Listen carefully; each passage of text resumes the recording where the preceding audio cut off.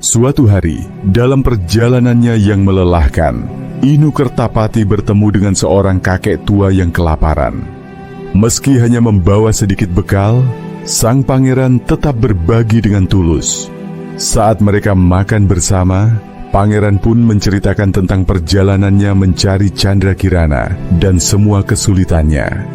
Kakek itu mendengarkan dengan penuh perhatian, lalu menutup matanya sejenak. Setelah itu, ia memberitahu bahwa Candrakirana berada di sebuah tempat bernama Desa Dadapan. Klik di bawah untuk menonton video lengkapnya.